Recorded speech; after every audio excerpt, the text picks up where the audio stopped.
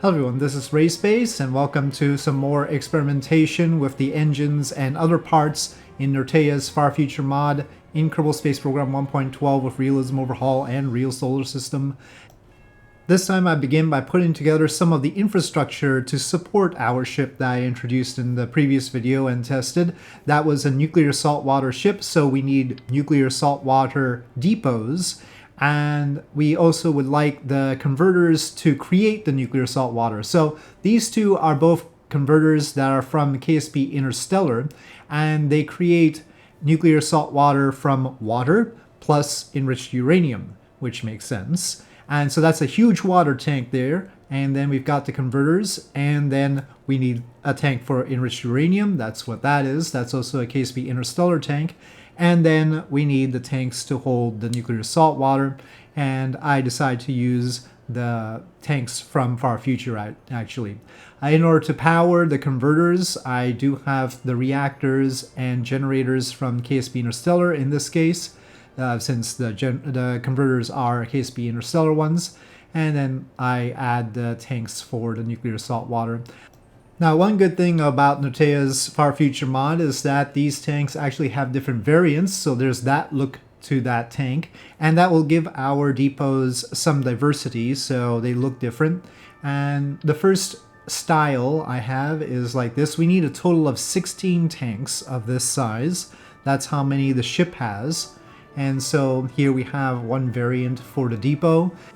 So we can change the arrangement of the tanks to change the look of it. We can change the covering that I just showed, or we can change the converters as well, because Far Future has its own converters, and those actually take ore plus the enriched uranium in order to create the nuclear saltwater. I don't know how ore fits into it, but maybe it's like I sort of thought of ore as hydrated hematite. In that case, you would be getting water from the ore, so then you could create it like that. So anyway, we've got a big ore tank, and then the converters from Far Future are pretty darn big too. They convert at a lower rate than the KSP Interstellar ones, by a factor of 2 basically. So I put 4 instead of 2 in this case. And that is a different type of depot look. But we have to think when placing these depots whether the planetoid that we are putting them around, whether a moon or a planet, has water or ore. And Mars is likely to have water, or it's supposed to be having water. It also has ore, but I decided to put one of the water-based depots around Mars, so it's one of the ones with the converters from KSP Interstellar, and so that's that one. And I just cheated into orbit there. We'll get to the whole delivering them business, but the problem is, even though we're in the far future, we can't use all of the engines that we have in order to do liftoff because they're rather dangerous or weak. Anyway, we'll set that aside for now. The one for Ceres is an ore one, and so that is the one with the converters from Far Future, because Ceres is likely to have ore. And so is Vesta, so I'm putting one around there. Now, the places I'm putting them around are places that might have uranium. Basically, you need a rocky body in order to get uranium. So the gas giants aren't going to give you uranium. You're probably going to want something that has a lot of heaviness to it. And so metallic asteroids could have, but we don't really have those in the right place. And Vesta maybe. So I've put one around Vesta with a little different look. And I checked, and maybe Pluto has it because it's a rocky planet basically. But some of the moons might have on the outer planets, but those are tougher. We would be better off if we had some of those smaller rocky moons that are basically captured asteroids that may or may not be like failed planets. Those would be more likely to have uranium. But basically you have to have the burnt out core of a planet to get your uranium or something. So anyway, that as far as we know. We are certainly not getting them from the gas giants themselves. The previous sort of ship, the one that had the antimatter initiated fusion, that would be fueled by deuterium and helium-3. That we could get from the gas giants. Those, the gas giants are probably releasing all the time. But we can't... Oh, well, that went wrong. Yeah, so when I tried to cheat the one for Pluto into orbit around Pluto, things went badly. And it might have had to do with some pieces clipping. The tanks accidentally got duplicated when they shouldn't have been, so I had duplicate tanks on it. Maybe that's what caused this glitch, where no matter what height I tried to set the orbit, it set it to the surface. I don't quite understand why it would do that just because parts are clipping into each other, but maybe. That's my only theory. So, well, that was happening, so I decided to put it around Pluto's companion, Charon, and that still put it really close to the surface, but it turns out that this was a safe really close to the surface, and I quickly increased its height before it fell to the ground here because it had 0 speed right there, and that ended up being safe. So, but if it was an issue with parts clipping, then we'd still be in trouble, and this thing is probably still gonna get wrecked. Actually, there's another version of the depot around Mars that we're going to try to visit, and things are going to happen with that one even though there are no parts clipping. So we'll set the theory aside for now. Maybe it's just the parts are weird. So anyway, I haven't had this particular problem with setting orbit before, so that's why I'm saying something's up. But anyway, this I put there and lined it up, and I decided that it'd be good to put one a little bit closer. So right now we've got Mars, Ceres, Vesta, and Pluto. We need somewhere in between Pluto and Ceres and Vesta, so I figured maybe we should put one around a moon of Uranus. Uranus sort of sounds like uranium anyway, so I leave this one be. And again, for Uranus, probably the most likely thing that would have uranium would be one of the smaller outer moons, not the ones that are featured here like this. Now, this is completely separate from the question of where real solar system is going to put uranium, right? Because those resources are placed randomly. So we don't even know which moons actually have uranium. I decided that the one that's closest to the small outer moons of Uranus that might be like little asteroids carrying uranium was Oberon. So here's a depot for Oberon. I decided to make it completely sealed. The core is also the tanks. So for the inner planets and the asteroid belt dwarf planets, the central line is a truss. For the outer planets, the central line is actually tanks. And so what's going to happen when I send it to Oberon? Now, this version doesn't have any tank clipping issue, so it did turn out all right. Maybe that was the issue. And I'm just trying to line it up with the Uranus system, being that Uranus is weird. It's tilted, right? So making sure that the orbit is tilted in the right way as well. And then it's time to move on to the ship. So we're planning to send the ship over to all the planets, and we are carrying crew this time, as opposed to the last time where we didn't.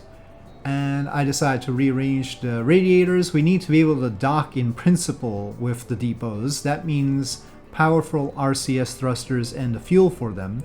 That's going to be hard with something of this size. This is 3,000 tons fueled, but we're probably going to be docking when it's unfueled. In that case, it's still 1,300 tons. Well, dry, it's like 1,200, but we'll still have a little bit of fuel, so it's 1,300. So it's still really, really heavy and hard to maneuver. But anyway, we'll probably need different RCS thrusters and maybe some more tanks than I've got there. I just add the RCS fuel, which is Hydrolux in this case, nothing fancy. But yeah, we probably need more of that fuel. We probably need larger RCS thrusters, and I'll work on that. So this is just cheating into orbit, and then we're going to see how it gets from place to place, how fast it can do it. The goal is to get this ship to as many different planets as possible in 80 days, basically. And so how many planets could we potentially hit? First, I'm going to aim for Mercury, and then go to Venus, Mars, and beyond. So this cannot refuel at Mercury because I haven't placed a depot around there. The first depot available will be at Mars. And so on the 1 million meters per second that it has, it's going to need to divide that up between the Mercury part, the Venus part, and then the Mars part. I decided to go for 300,000 for Mercury, 300,000 for Venus, and then 400,000 for Mars. So that means towards Mercury we're using 150,000, which is what you see here. I plotted a little bit less than 150,000. So then we'll need 150,000 to slow down. And then same for Venus, and then 200,000 towards Mars and 200,000 to slow down at Mars. So that's the plan. We go from Earth, but the slowdown maneuver at Mercury I started too late. So it tends to be the case with these engines that I've been starting too late on the very first rendezvous attempt. And I call it rendezvous with the planets because really we're practically doing that sort of thing. I tried to correct that, tried to meet up with Mercury off to the side again, but after doing that burn I realized that I have basically ended up using what I was intending to use for the Mercury allotment. So yeah, here I'm still plotting. I get it, it delay us by about 7 days, but that would have been okay as far as I was concerned. It's still a test.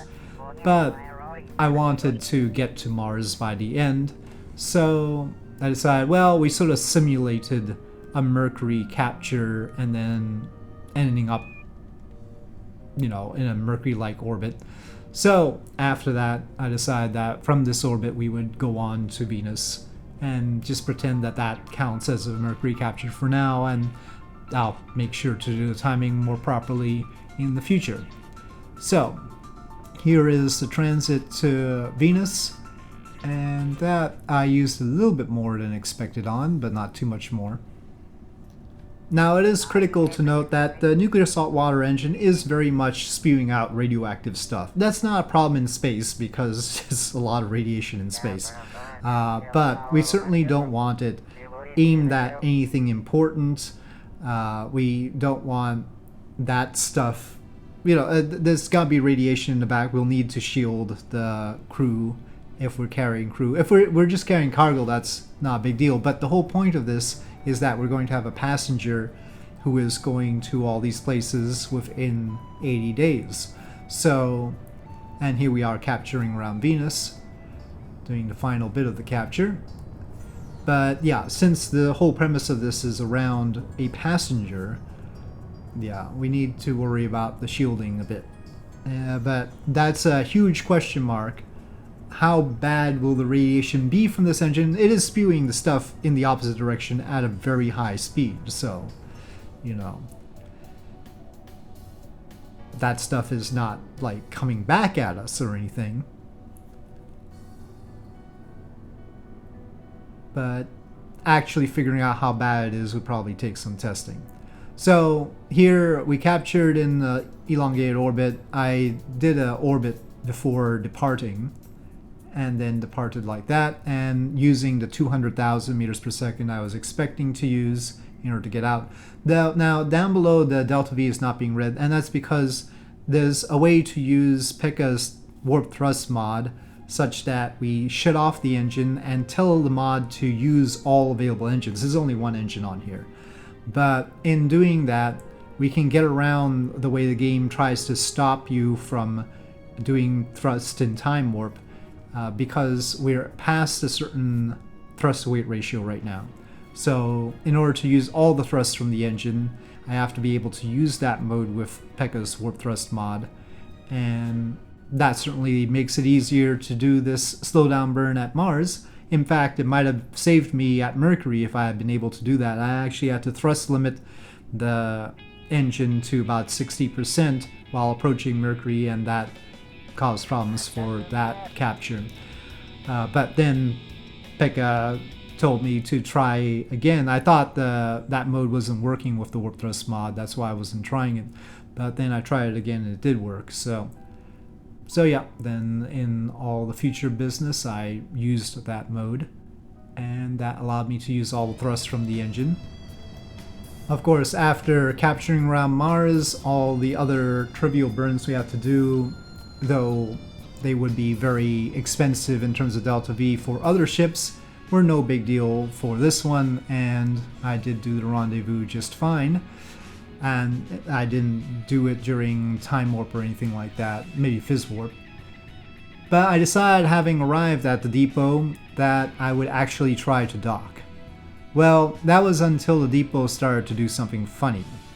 Now, this doesn't have any weird clipping or anything, but you'll notice the tanks are, well, they have encountered a Kraken. Let's just call it that. So I ended up not being able to dock. Yeah, that's a bit of a problem right there. And I'm hoping that that's not an issue that's going to happen with the other depots or anything.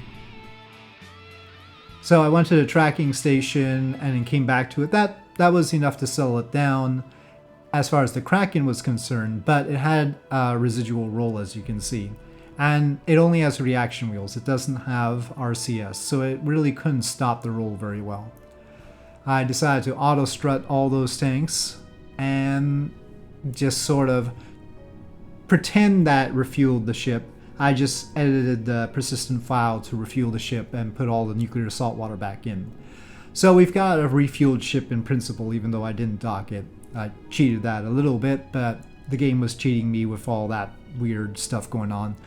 So I decided to check how long it would take to go from Saturn to Uranus. I didn't think that going to Jupiter or going to Saturn would be any problem, but the distance between Saturn and Uranus is very, very long compared to those other bits, because those planets, Mars, Jupiter, and Saturn, are all aligned in this case. This is the year 2000, actually. That length proved to be too much. Even with all our Delta V, we wouldn't be able to get there in 80 days. So I'm going to have to think of something. Maybe there's going to have to be a timetable for this, and maybe we can't do it around the solar system in 80 days. We'll have to see. Yeah, I'm thinking about my options, but it's pretty clear that the planetary alignment is pretty critical. So with that revelation, I'm going to say thank you for watching. I hope you enjoyed this video. If you did, please do press like. If you have any comments or suggestions, please leave them in the comment section below. And I'll see you next time.